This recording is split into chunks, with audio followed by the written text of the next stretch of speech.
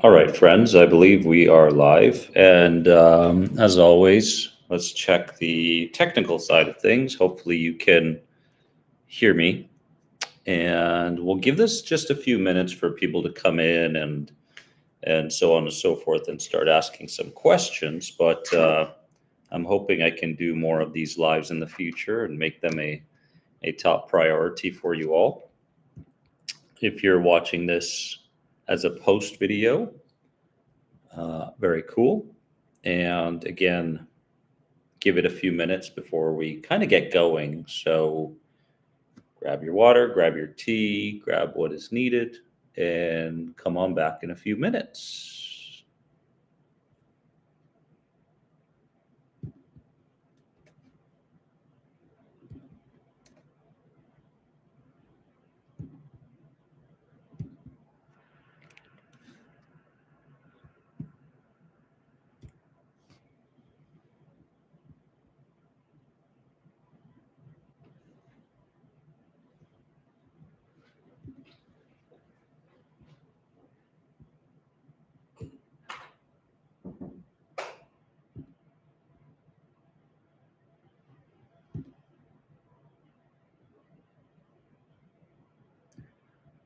Yeah, guys, if you don't mind, just in the chat here, just writing a few things, letting me know that you can hear me. I usually don't wear these clunky, huge headphones, but today I had to wear them because I need to get something that works well. So I am in the process of doing that, but for now, you're going to have to watch me with these clunky old headphones. Dutch Hustler says, yes, hear you. Okay, that's good. It's good to be heard. Awesome. Diving into some matcha here. Mm. Yummy, yummy, yummy. Okay, good morning, Eric. How are you? Eric Gagnon. Gagnon. What are these things? We'll just give it another minute or two, guys, to let some peaceful warriors come and join us. If I click this, what happens? Oh, I see. Oh, cool. All right. Good morning, Michael. Oh, Rob, you are very welcome. It's an absolute pleasure to be here with you all. I do know that this time doesn't suit our North American friends.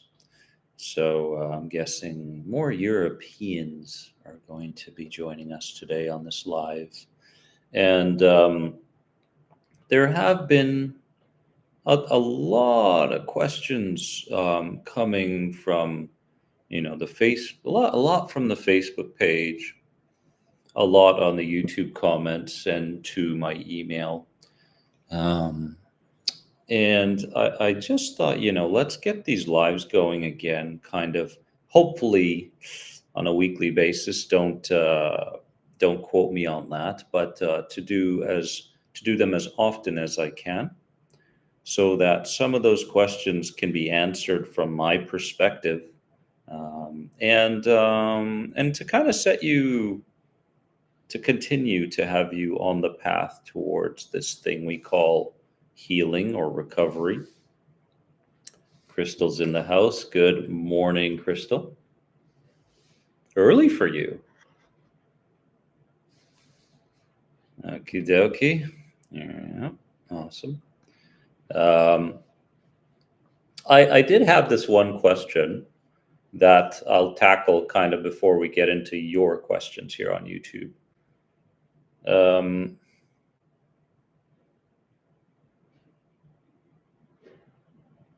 So this person has been having some challenges going through the day, dealing with their sensitivity, dealing with what their nervous system is spewing, and wants to know how to sort of organize things, organize their life so that they can start to feel like they're making progress over anxiety, health anxiety, some panic, but not necessarily panic attacks.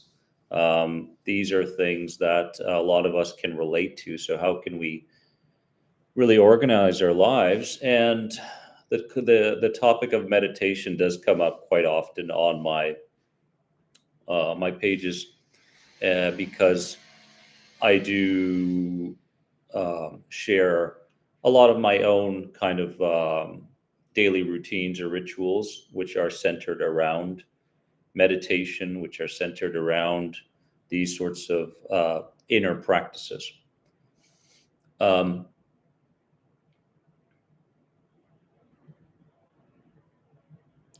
what's important is this. Okay, so let's go into this angle, this direction, with this kind of question that says, how do I organize myself throughout the day? Well, what is really important is this. Okay, so there are, to simplify things, there are kind of two parts to you. There's one that is the anxiety part, that is very loud, that is very rushing, that is very frantic, that tends to see what could go wrong way before your mind actually can conceive what could go wrong. Um, the part of you that will spew on bodily symptoms without you even knowing whether they are necessary or not, or why they are there. This is all coming from your anxiety part. I like to call your lower self or your inner protector. Okay, so if you hear me refer to the lower self or the inner protector, you know that I'm talking about this part of us. Now, because this part of us has been so lively and basically at the wheel when it comes to what we do, how we think about things, what we believe, who we think we are, right? All coming from the lower self or the anxiety part, we never really stop to think that there could be another part of us that also has something to say about things. Okay. Oh, my volume is too loud? Or is it? Yeah. I know Dutch Hustler said that my volume is good, but if a few people could also comment and let me know if the volume is okay, that'd be awesome. So, oh, okay, I see what you mean. So I want us to understand that to simplify things, I see things as being two parts to us, right? Now, to heal, to recover, what we have to make sure we understand that's very, very, very, very, very important is that if you are going to meditate and you're going to start a meditation practice, and I believe meditation practices in their simplest forms are going to be the most useful and the ones that you're going to continue to do. If you're going to do something like that for your anxiety, you have to understand that you're doing the meditation practice not to try to make something better. Okay? You're doing the meditation practice not to lessen your anxiety levels, not to make symptoms disappear, not to hope that the meditation somehow gets in the middle of these catastrophic thoughts and therefore you don't have to think them anymore. Meditation is not to take something away or to create something. Hear me out here. Good morning, Patricia. Meditation gives you the opportunity to go about your day feeling a certain degree of ease despite, keyword, despite what's taking place on the outside or on the inside. That's what the goal of meditation is. Okay. So meditation is not to take something away. Meditation helps us to live as close to how we want to live as possible, despite things that are happening amongst people or experiences going on the outside, or things going on the inside, thoughts, feelings, symptoms, so on and so forth. That's where the power of meditation lies. So if you are approaching a particular practice and you're saying, I want to start to calm my nervous system, I want to start to lessen my anxiety, okay, great. But do not place these practices, these inner practices, into the category of, if I do these things, then this will be taken away from me, and that is good. Or I hope to release X by doing Y. Because if you put that much pressure on you, you're unknowingly also putting a tremendous amount of tension on your body. You're also putting a lot of pressure on the practice itself. And any pressure that you put onto something you want to do for your anxiety will always backfire. Okay. So when we meditate, for example, if you'd like to kind of do a 1 minute thing with me, it might last longer, I'm not sure, but I kind of intuitively feel like we should do this just for a minute or two.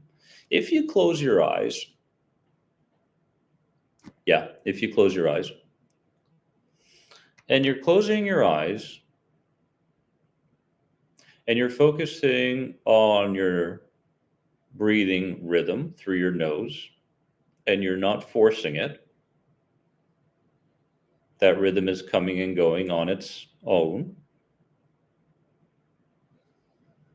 you're going to notice that within a short period of time, something from the protector's point of view, the inner protector, will try to take your attention away from focusing on your nose breathing.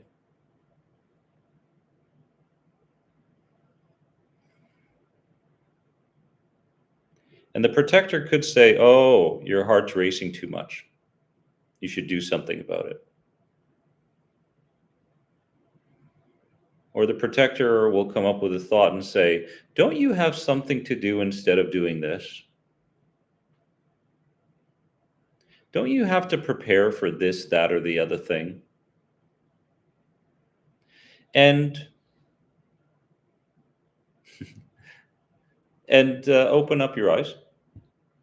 Notice that within just a few seconds, how many times the protector tried to get your attention away from what you were consciously doing. Comment below if you went through the exercise. So when eyes are closed, when we're focused on the nostril breathing, nose breathing, very, very simple way of meditation, our job is to go to recognize that the protector is trying to get our attention through mind or body, and then bring it back to the breath. Recognize that it's trying to get us to go and do something or take some kind of doership action, and then come back to the breath. And we go back and we go back and forth. We go back and forth and back and forth until we get to the point where our attention around what the protector wants us to believe starts to lessen more and more and more. And that is called healing.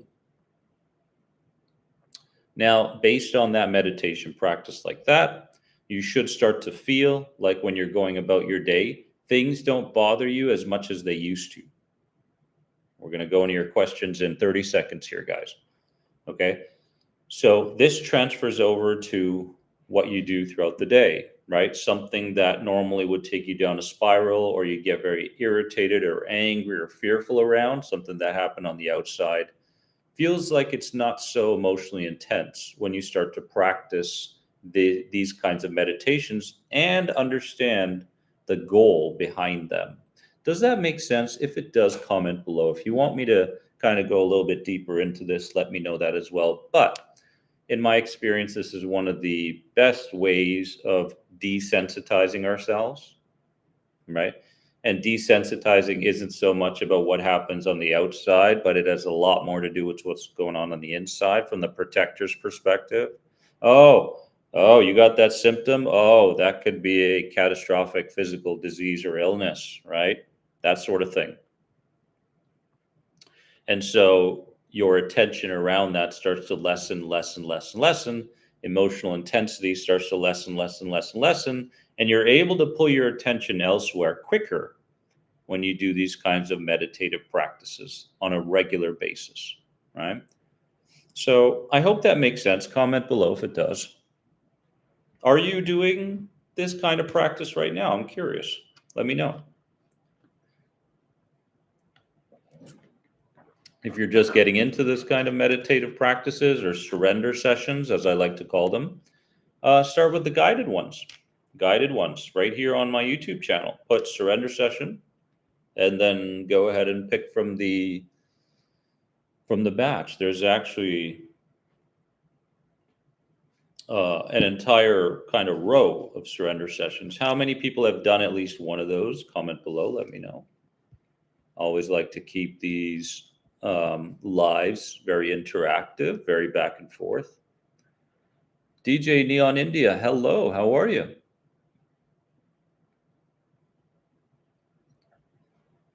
Yeah, so White Birch Tarot and Astrology, she did it. Her mind or her protector was telling her, that the stomach was hurting and the ears are ringing. So again, the protector tried to pull the attention away from you're doing this, a little different, focus back on something that will keep you sensitized and anxious, right?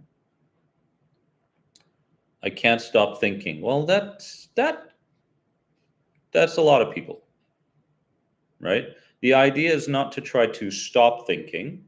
The idea is to see if we can be more emotionally invested in other kinds of ideas and thoughts rather than be so invested in the old fearful ones, right?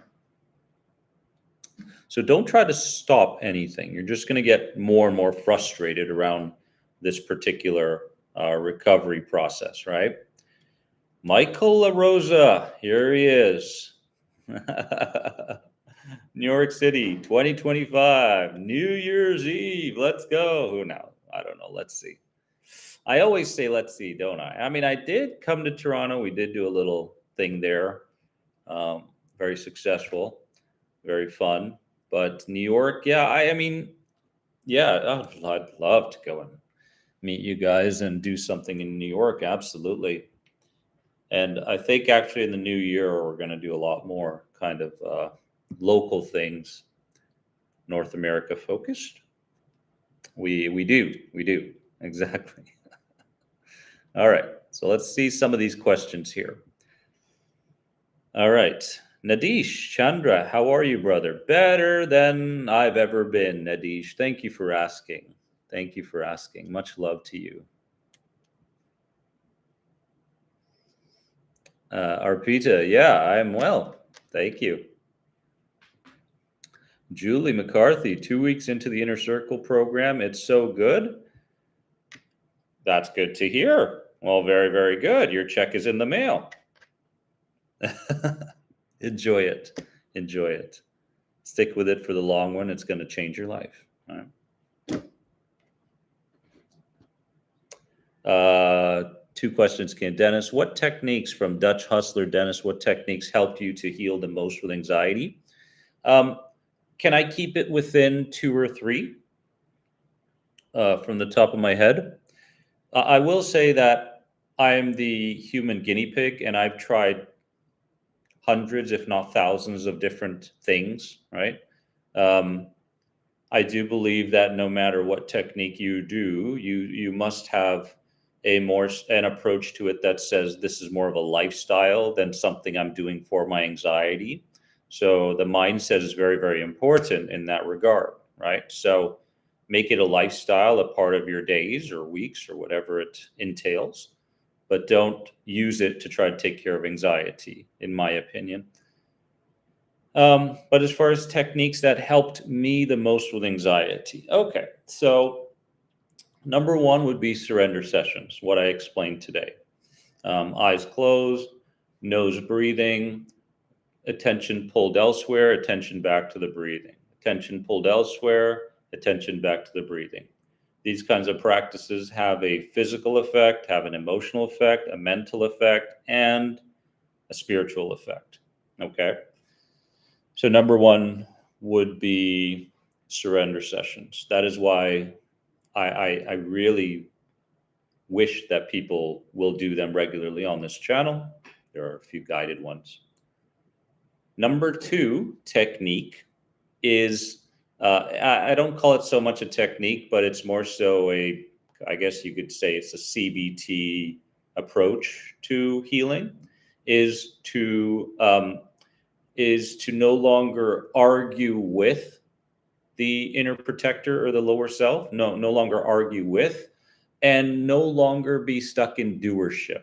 So I wouldn't call it a technique, but it's more so this idea that anything that comes from the inner protector does not need my focus, does not need an action behind it. Does that make sense?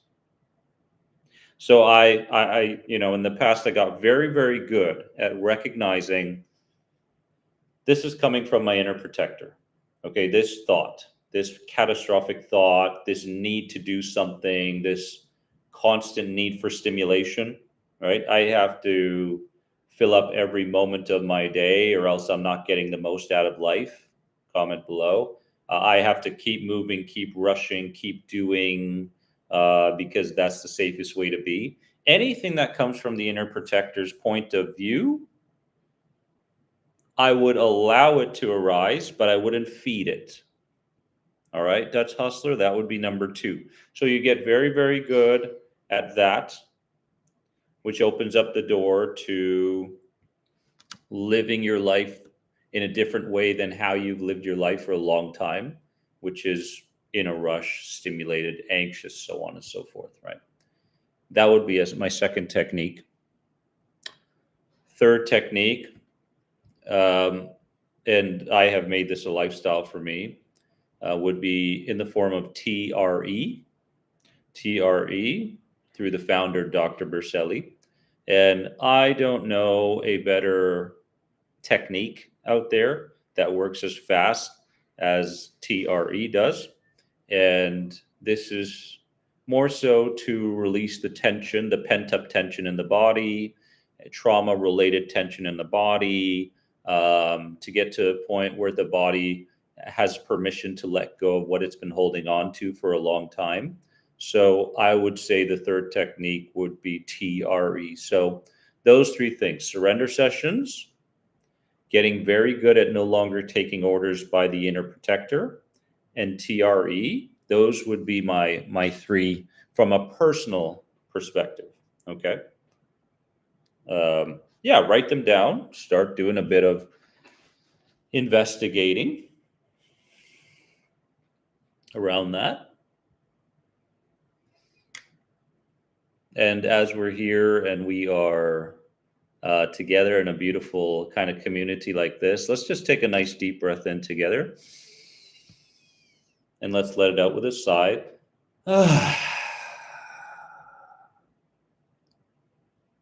That's matcha. Let's do one more in. Out. Feels so good. Embracing this thing, this gift called life, right here together. Not trying so hard to mentally solve things anymore. Getting ourselves out of doership and the command of the protector. So one more in and out. Feels so good. All right. Nadish, the terminology around inner child to inner protector. I'll be honest with you. I do apologize for some of the changes in terminology.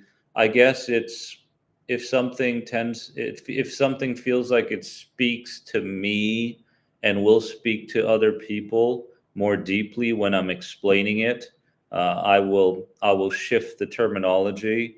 So we're talking about inner child, right? We're talking about inner protector. I believe when we talk about inner child, sometimes we can deal with that inner child like we're dealing with a child, which isn't exactly the way I want things to go for other people.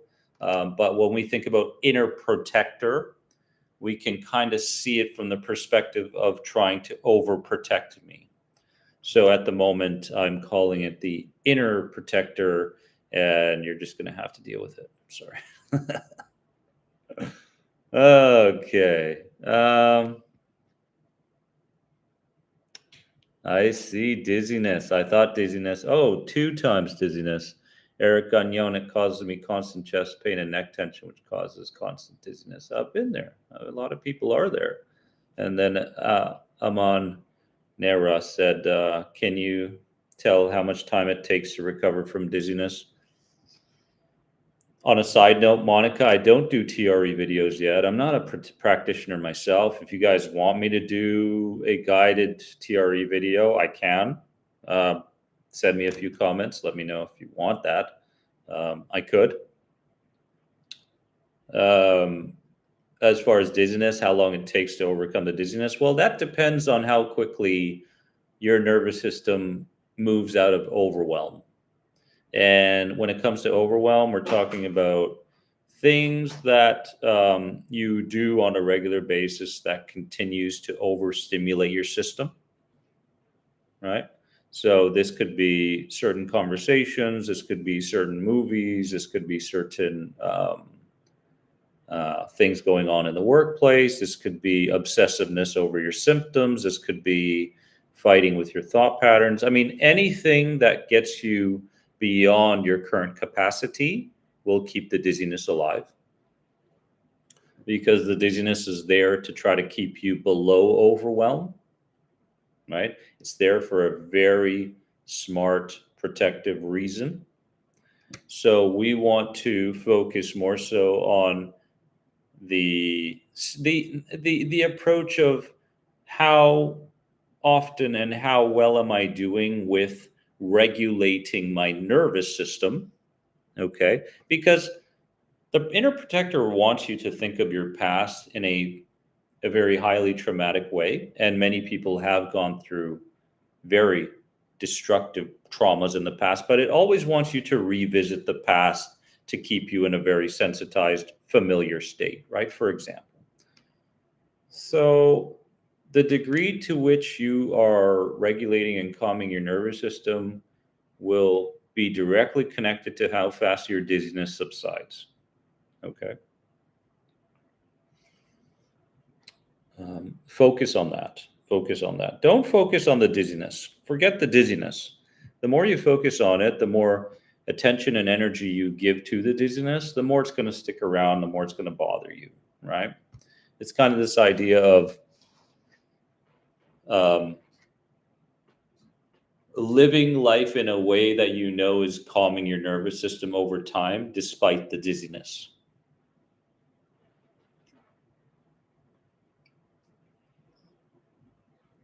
Um,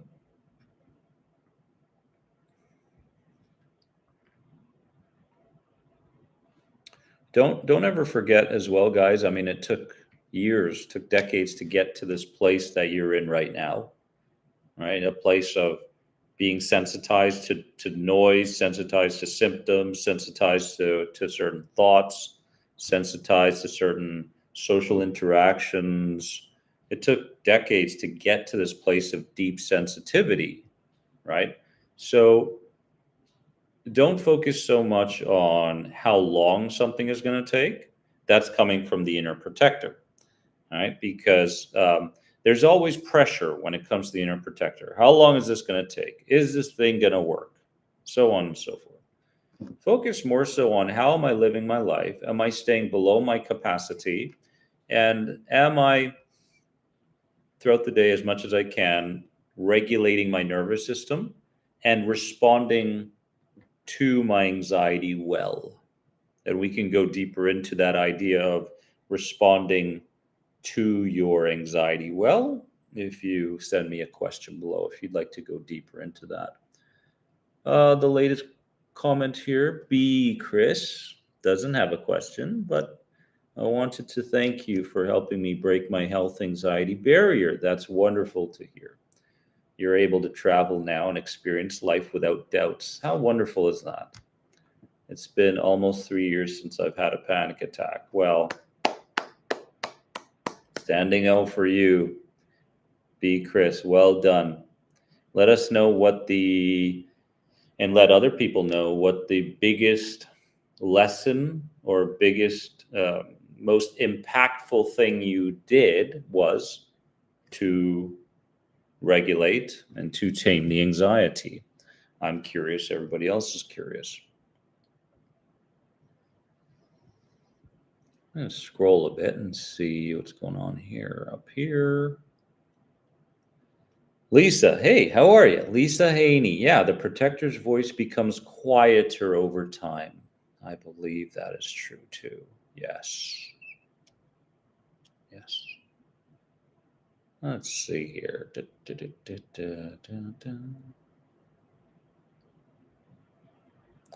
Michelle Walls is asking how many people here have done the 12-week health anxiety program. If you'd like to comment on that, please do. Absolutely. Am I in Dubai? Yes, I am in Dubai. Nadish, what is your take on Kriya Yoga? I love it. I love it from a perspective. Nadish, I love Kriya Yoga from the perspective of suppressed emotional release, and obviously it helps a lot with the physical side of things as well. But I believe it can be very impactful for those that put their heart into a Kriya Yoga practice, and for anxiety, very, very beneficial. Absolutely, absolutely, absolutely. Adam, if you can ask the question again, that'd be great. I am now at the most recent comments.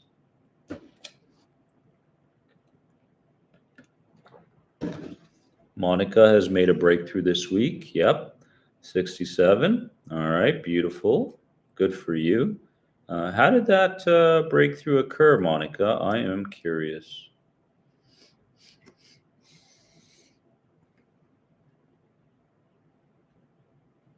Okay. Here we go. Let's see here. Hi, Dennis. Hope you're well. I started practicing surrender sessions, but it was a bit overwhelming for me, so I took a break. Can I start over again? Cheyenne, absolutely, you can start again. And see if the overwhelming part came from a particular mindset that you had going into it. Was it a very busy time in your life? Was my voice not the voice that you needed to hear in those moments? It's fine. I can take a punch. But do a little recap into why it was overwhelming for you and then restart.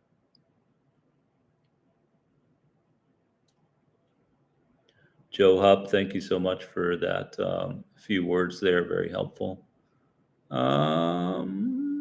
Julie McCarthy has done the 12-week health anxiety program and found it a lifeline.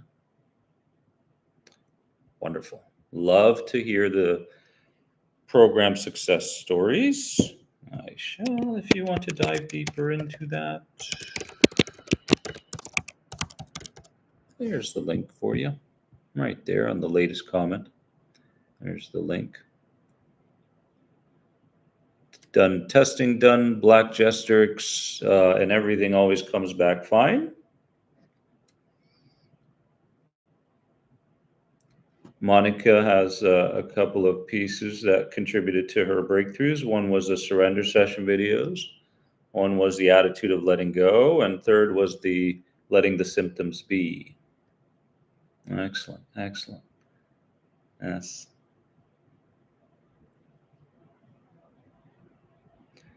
Hey there, Joe. Not me, but got it. Can hyperventilation last for months? I think it can last for years. Uh, I mean, not constantly, obviously, but I believe depending on the time of day or the trigger or anything like that, it can definitely show up at certain times, right? And you feel like it's always there, but in fact, it comes and it goes. But obviously, it takes up it's your number one priority and shows up um, on a regular basis. As I've been there, absolutely. It can be very reoccurring. Yeah. Let's see here.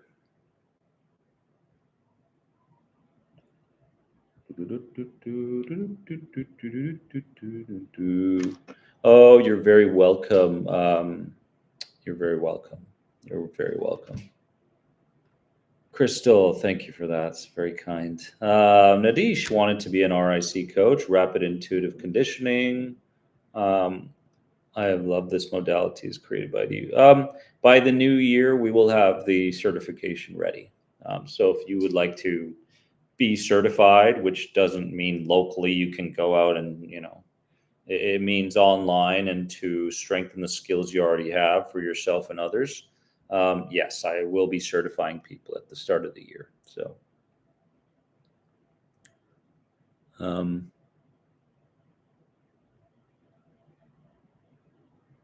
how much of an effect, Kim Harilak, how much of an effect did exercise movement have on your recovery? That's a good question. As far as exercise goes, for a lot of people, well, let me take my own personal experience. Exercise, I really needed to uh, shift the way I saw exercise. That because I was growing up in a very competitive tennis environment. So what that means is anything that I did exercise wise, or pretty much anything I did, was based on competing, was based on um, trying to be better quickly and to add more and more and more, no pain, no gain type of an approach to my exercise. And then I realized that that was backfiring a lot and causing more anxiety. So I needed to stop listening to the protector's perspective in terms of exercising. And what really helped me before was to be honest with myself, right? To be honest with where I was and where my nervous system was at that time, and to say, if I'm going to go to the gym and I do an exercise, I want to make sure that the exercise is enjoyable first. So first and foremost, is what you're doing enjoyable, or is it something that you're doing because someone told you should do it to, match some kind of a goal that you have? So the first thing is enjoyable. The second thing is I believe moderation is key for anxiety. And moderation can mean brisk walks, being in the gym, light bike riding, uh, resistance training. I'm a big believer in light kettlebell exercises. So you buy one kettlebell and you go on YouTube and do a full body kettlebell exercise. But again, when it comes to exercise, everybody's in a different place, and the question is what contributes to my healing, or my what does my nervous system want in relation to exercise now? So try to be honest with yourself with that answer. Julie finds my books very helpful. That's good. That's good. We'll keep making those. I always feel like it's hard to breathe. Black Chester says, how do I get rid of that feeling? Well,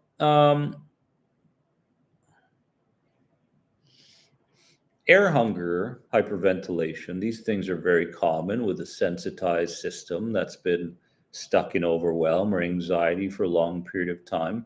I wouldn't focus so much on the idea of trying to get rid of something or get rid of that feeling. I believe that puts too much pressure on us.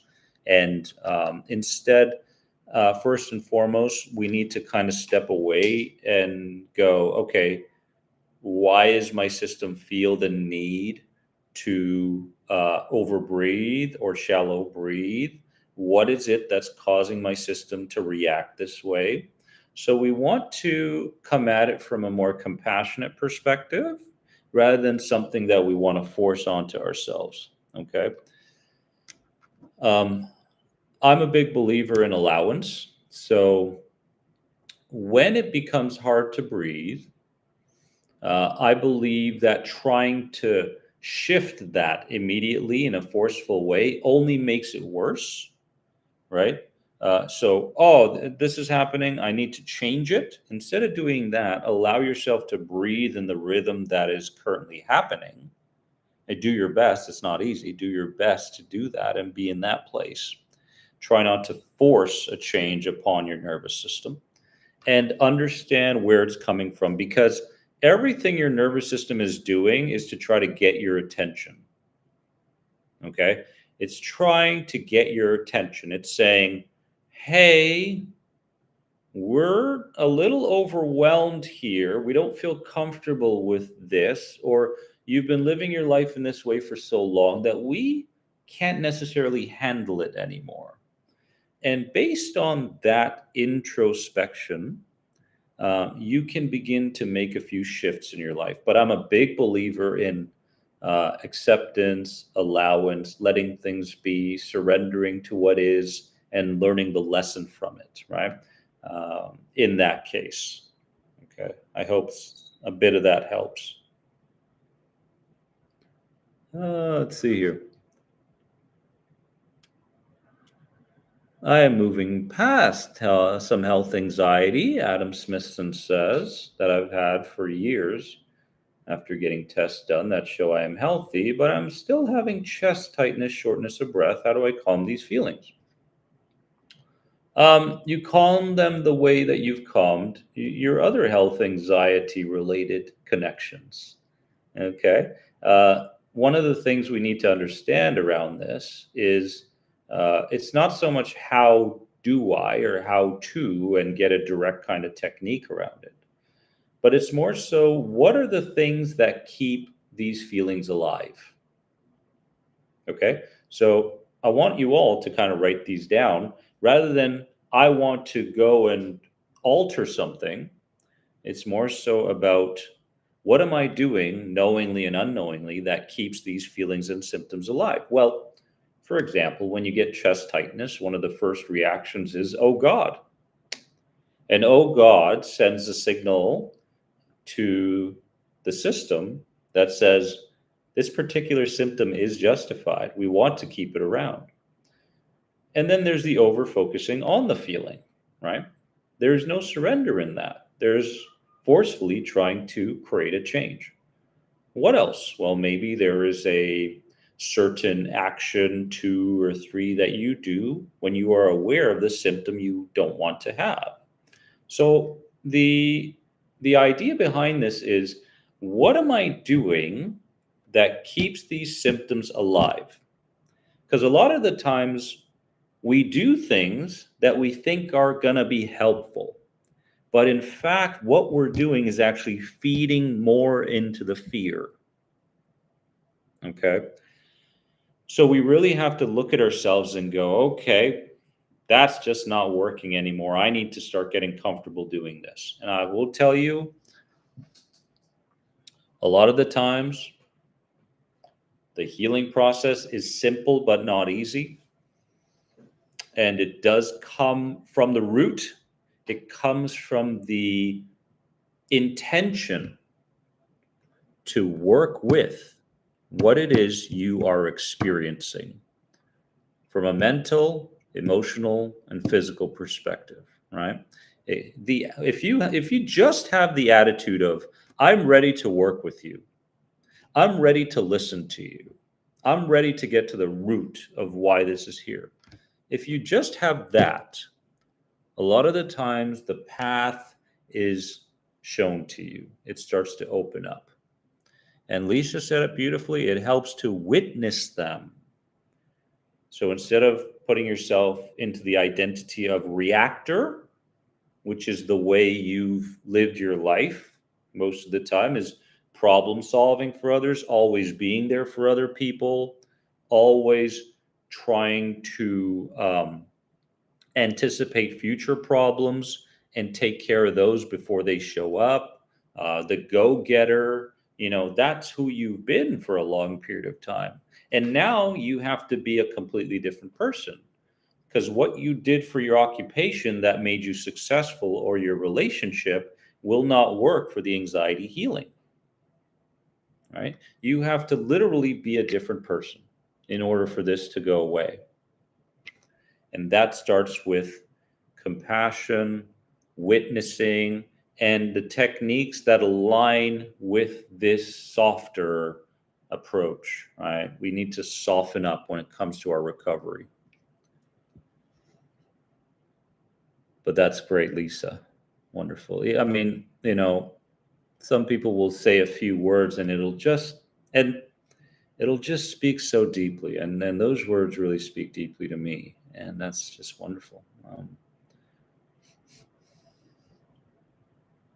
Uh,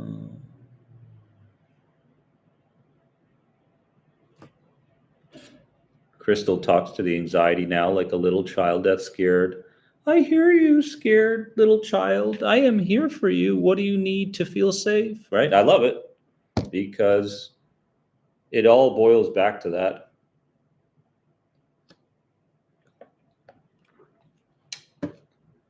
Um,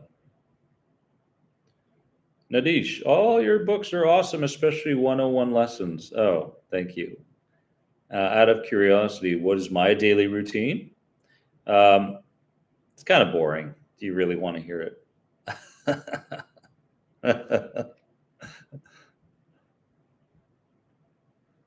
I don't live an exciting life, my friends. I can tell you that much.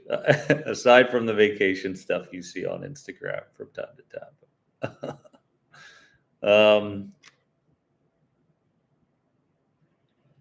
I make it a priority to um, separate my day into three parts when it comes to uh, personal growth. So I make it a priority to separate my day into three parts. In the morning, I will meditate for a good 20 to 25 minutes, sometimes 30 minutes. And I will meditate before I do anything else.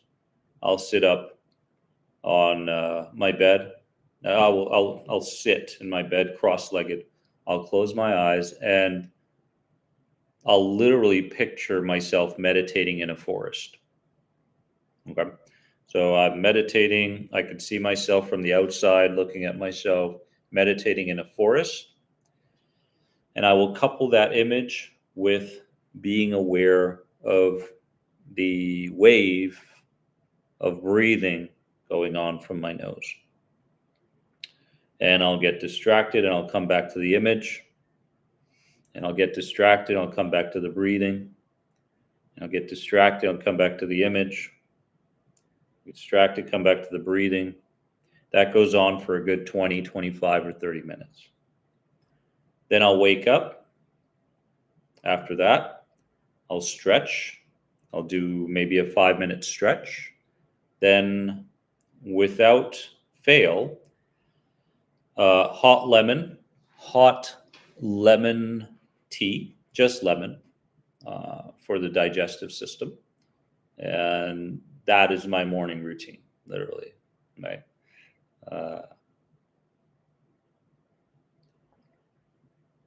That's kind of how the morning goes. And later on, I can share about the afternoon or the evening.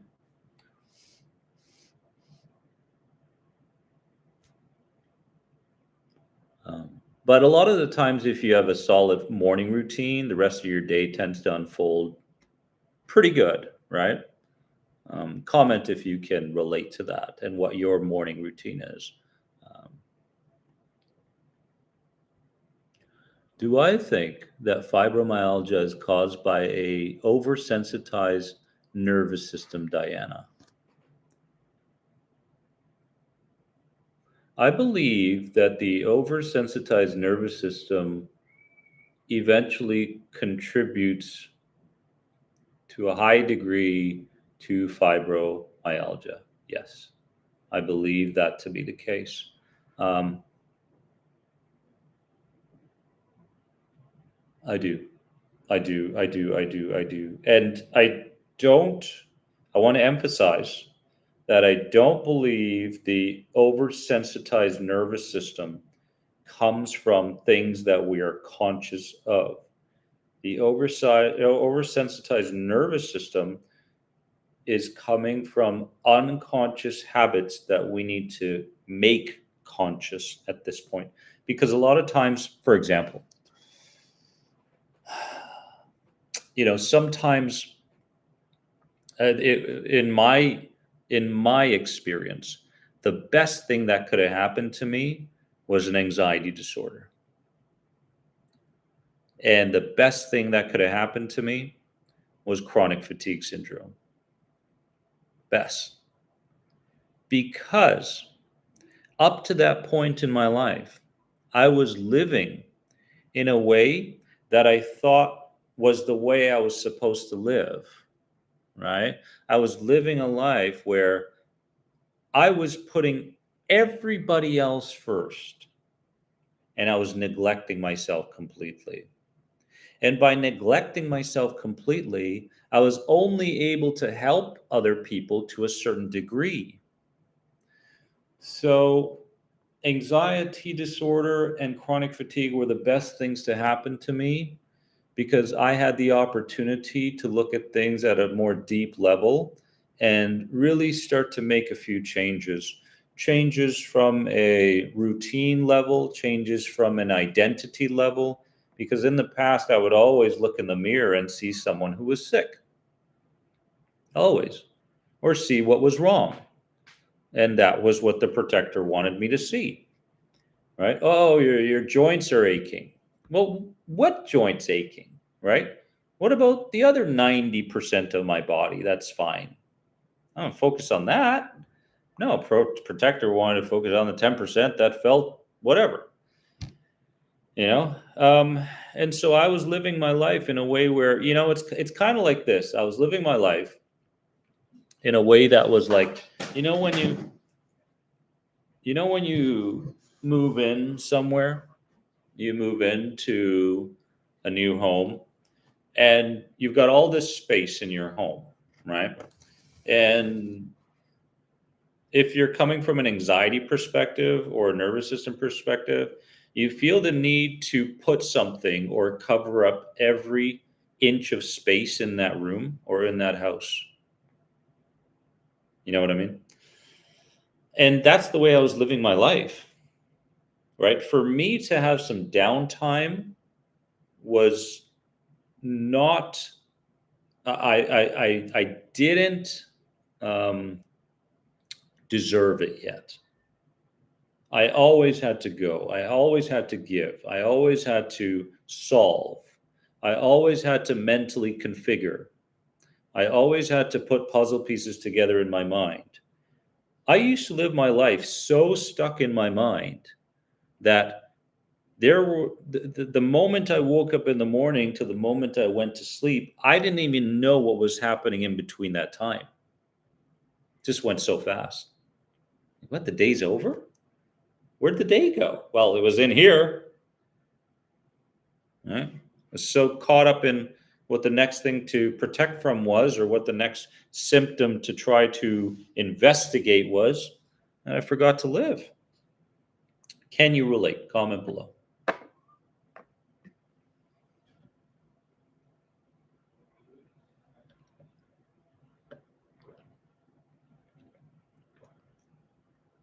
Yeah, Barb. The inner protector, when you've lost interest in one symptom or one negative, let's call it, thought, it will always try to pull your attention in some other way.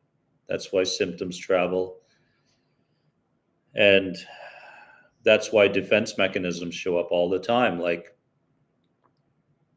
oversweating, yawning, itching, all these things, right?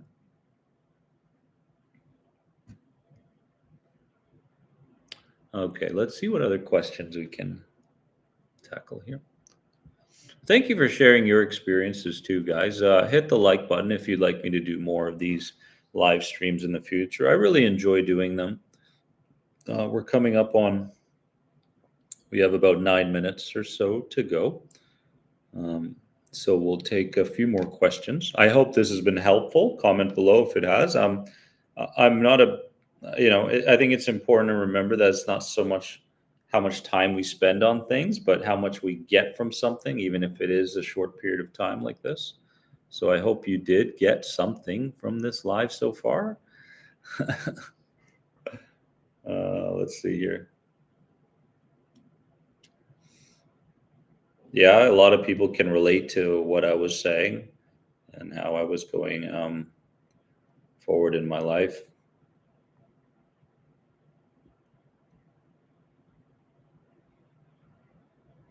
Uh, AFI voice. If someone fainted once in the past from shock or bad news, how can they stop fearing it will happen again?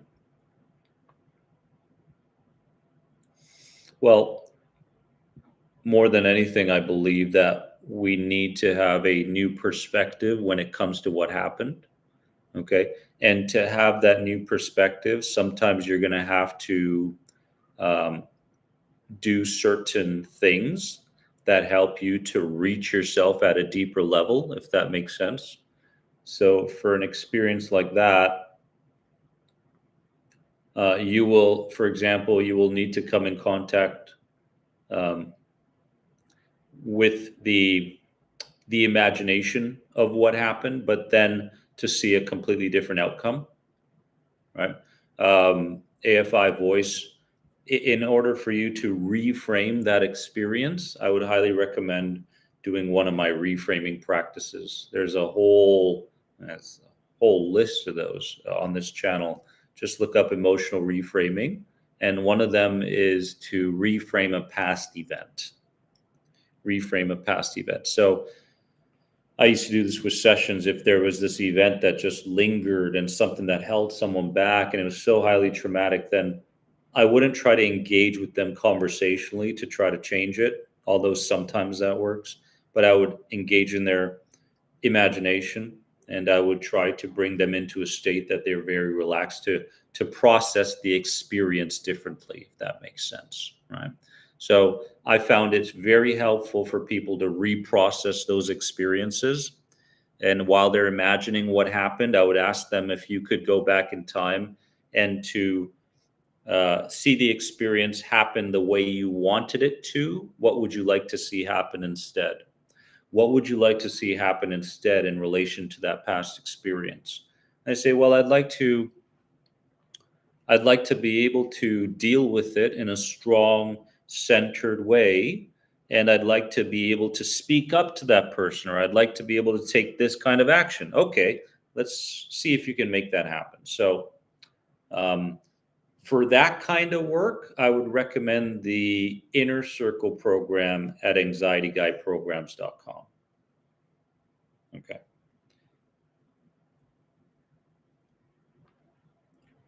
Kim, more lives? Sure, absolutely. I really enjoy doing them. I don't do them every Saturday, Patricia, but it is on my radar right now to do them as often as I can. Is this time good for you guys? I know it's hard for the Canadian and U.S. crowd, but let's see how it unfolds for next Saturday.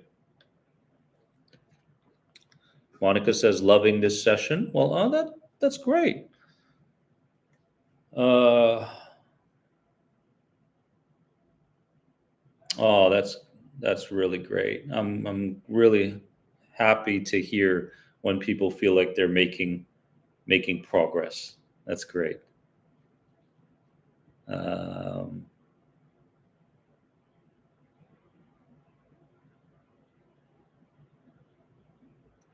just scrolling to see. We'll take